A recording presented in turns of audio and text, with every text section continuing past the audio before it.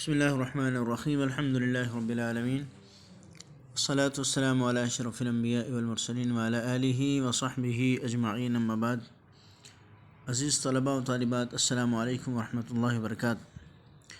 آج کے لیکچر میں ہم پڑھیں گے کسب حلال۔ محاسن اخلاق میں سے ایک صفت ہے کسب حلال۔ کسب حلال کا مفہوم، قرآن اور حدیث سے اس کی اہمیت اور رسول اللہ صلی اللہ علیہ وسلم کی زندگی سے اسوہ حسن ہے اس کی مثالیں۔ اسلام ایک کامل دین ہے جس نے زندگی کے ہر پہلو کے بارے میں تعلیمات دی ہیں۔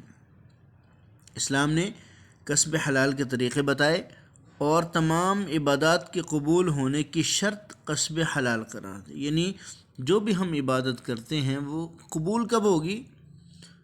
تب جب ہم کسب حلال جو ہے وہ حاصل کریں گے۔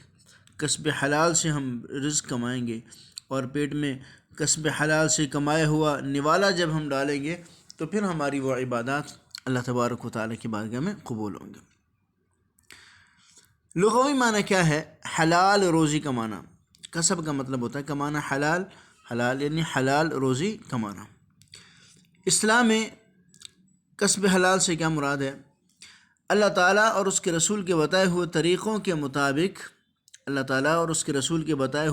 کے مطابق جائز ذرائع سے روزی کمانا کسب حلال کہلاتا ہے۔ کسب حلال کی قرآن مجید کی روح سے اہمیت۔ نمبر 1، حکم خداوندی۔ اسلام ہر معاملے میں کسب معاش کے ان تمام طریقوں سے بچنے کی تلقین کرتا ہے اور ناجائز ذرائع اختیار کرنے سے سختی سے منع فرماتا ہے۔ اللہ تعالیٰ نے تمام لوگوں کو کسب حلال کی تلقین کی کہ وہ رزق حلال کھائیں تاکہ سعادت مندی ان کا مقدر بن جائے۔ ارشاد ربانی ہے، یا ایھا الناس کلوا مما فی الارض حلالا طیبا، اے لوگو زمین سے حلال اور پاکیزہ چیزیں کھاؤ۔ اسلام جہاں کسب حلال کی ترغیب دیتا ہے وہاں کسب حرام کی سختی سے ممانعت بھی کرتا ہے۔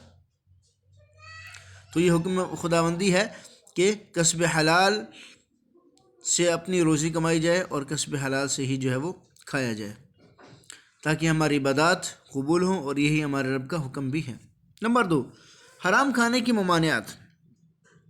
رزق حرام سے منع کیا گیا۔ جو لوگ آخرت پر یقین رکھتے ہیں وہ ناجائز ذرائع کے قریب تک نہیں جاتے، البتہ جو شیطانی وسوسے میں مبتلا ہو جائیں وہی حرام طریقوں کا سہارا لیتے ہیں۔ حرام کمائی نہ صرف دنیاوی ذلت کا باعث بنتی ہے بلکہ انسان کا کوئی نیک عمل قبول نہیں ہوتا۔ حرام کھانے سے روکتے ہوئے اللہ تبارک و تعالیٰ نے ارشاد فرمایا، وَلَا تَأْكُلُوا أَمْوَالَكُمْ بَيْنَكُمْ بِالْبَاطِلِ، آپس میں ایک دوسرے کا مال ناحق نہ کھاؤ۔ ناحق طریقے سے دھوکے فراڈ کے ساتھ ایک دوسرے کا مال نہ کھاؤ، کیونکہ رزق حلال قرب خداوندی کا مؤثر ذریعہ اور عین عبادت ہے، اس لیے باطل مال سے منع کر دیا گیا ہے۔ بقول شاعر، اے طائر لاہوتی، اس رزق سے موت اچھی جس رزق سے آتی ہو پرواز میں کوتاہی۔ علامہ اقبال کا یہ شعر ہے، فرماتے ہیں اے طائر لاہوتی، اس رزق سے موت اچھی جس رزق سے آتی ہو پرواز میں کوتاہی، یعنی وہ رزق حرام جو آپ کی پرواز میں کمی لاتا ہے، ایسے رزق کی کوئی ضرورت نہیں ہے۔ ایسے رزق کی کوئی ضرورت نہیں ہے جو حرام طریقے سے کمایا جائے، جو رشوت، سود اور دھوکے سے کمایا جائے، اس مال کی ہمیں ضرورت نہیں ہے، ہمارے رب نے اس سے منع فرمایا ہے۔ کسب حلال کی اہمیت احادیث رسول صلی اللہ علیہ وسلم کی روشنی میں۔ حرام روزی کا وبال۔ نبی علیہ السلام کی حدیث مبارکہ ہے، لا يدخل الجنة لحم ودم نبت على سحت النار اولا بها، حرام رزق پر پلنے والے جسم کو جہنم ہی کا ایندھن ہونا چاہیے۔ جو جسم حرام رزق پر پلا ہے اس کو جہنم کا ایندھن بننا چاہیے، وہ اس قابل نہیں کہ وہ جنت میں داخل ہو۔ کتنی بڑی وعید ہے کہ جو بندہ حرام سے جس کی پرورش ہوتی ہے، جس کی نشو و نما ہوتی ہے، حرام رزق سے، حضور نے فرمایا وہ اس لائق ہے کہ اسے جہنم میں ڈالا جائے۔ نمبر 2، کسب حلال اہم فریضہ ہے۔ اللہ تعالیٰ کے فرض کردہ فرائض کے بعد سب سے اہم اور ضروری فریضہ ایک مسلمان کے لیے حلال روزی کمانا ہے۔ ارشاد نبی صلی اللہ علیہ وسلم ہے، طلب کسب الحلال فریضۃ بعد الفریضہ، حلال روزی کمانا اللہ کے فرائض کے بعد ایک اہم فریضہ ہے۔ کسب حلال کی مثال اسوہ حسنہ سے۔ نبی اکرم صلی اللہ علیہ وسلم بطور تاجر نبوت سے قبل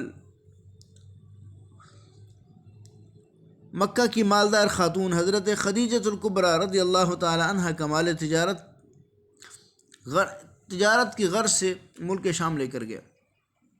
میسرہ نامی غلام نے واپس آ کر نبی علیہ السلام کی سچائی، دیانت داری اور حلال کمائی کا ذکر کیا۔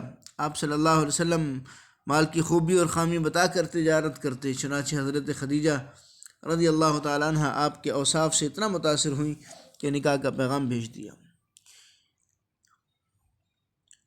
نبی علیہ السلام نے سچائی، دیانتداری اور حلال کے ذرائع اختیار کیے اور تجارت فرمائی۔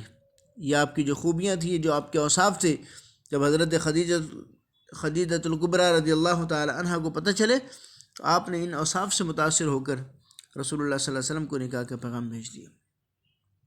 کسب حلال کے فوائد۔ نمبر 1، قرب الہی، کسب حلال سے اللہ تبارک و تعالیٰ کا قرب حاصل ہوتا ہے۔ نمبر 2، معاشرتی امن و امان، کسب حلال معاشرے میں امن و امان کا بہترین ذریعہ ہے۔ مال میں برکت، کسب حلال سے مال میں برکت ہوتی ہے۔ نمبر 4، فضول خرچی سے نجات، کسب حلال فضول خرچی سے نجات اور چھٹکارے کا سبب ہے۔ نمبر 5، دعا کی قبولیت، کسب حلال سے دعائیں قبول ہوتی ہیں۔ لہذا جس معاشرے میں ناجائز ذرائع آمدنی یعنی ناانصافی، بددیانتی، سود خوری، چوری، ڈاکہ زنی اور ذخیرہ اندوزی کا رواج عام ہو جائے تو اس معاشرے کی کشتی تباہی کے گرداب میں پھنس کر رہ جاتی ہے۔ اگر ہم اعلیٰ معیار زندگی کا ڈھونگ رچانے کی بجائے سادگی، کفایت شعاری، میانہ روی اور قناعت پسندی جیسے اصولوں پر عمل کریں تو آسانی سے شیطانی وسوسوں کو ناکام بنا سکتے ہیں۔ کسب حلال ہمارے لیے بہت ضروری ہے۔ ایک حدیث پاک نبی علیہ السلام نے فرمایا، قیامت کے دن چند لوگ وہ ہوں گے اللہ تبارک و تعالیٰ جنہیں بغیر حساب کے جنت میں داخل فرمائے گا۔ ان میں سے ایک وہ شخص ہوگا کہ جس کی اولاد زیادہ تھی، آمدن کم تھی، وسائل کم تھی، لیکن اس نے کبھی بھی اپنے بچوں کو لقمہ حرام نہیں کھلایا۔ جو بھی کھلایا تھوڑا کھلایا، لیکن لقمہ حلال جو ہے وہ بچوں کو کھلایا۔ قیامت کے دن اللہ رب العالمین اس شخص کو بغیر حساب کی جنت میں داخل فرما دے گا۔ کسب حلال کی یہ فضیلت ہے کہ اللہ بغیر حساب کے جنت میں داخل فرما دے گا۔ جب بچے زیادہ ہوں، وسائل کم ہوں، بڑا مسئلہ ہوتا ہے، مینیج کرنا بڑا مشکل کام ہوتا ہے، لیکن ایک بندہ وہ جو اپنی خواہشات کو ختم کر دیتا ہے اور اللہ تبارک و تعالیٰ کی رضا کی خاطر اور اس کے حکم کی تعمیل کی خاطر اپنے بچوں کو لقمہ حلال کھلاتا ہے تو پھر آخرت میں اس کو اتنا بڑا اجر اللہ تبارک و تعالیٰ دے گا، اتنا بڑا انعام دے گا کہ اللہ رب العالمین اس سے بغیر حساب کے جنت میں داخل فرما دے گا۔ تو آج کے سبق میں ہم نے کسب حلال پڑھا، اس کا لغوی اور اصطلاحی معنی، قرآن و حدیث کی روشنی میں اس کی اہمیت اور رسول اللہ صلی اللہ علیہ وسلم کی اسوہ حسنہ سے اس کی مثال اور کسب حلال کے فوائد۔ السلام علیکم ورحمۃ اللہ وبرکاتہ۔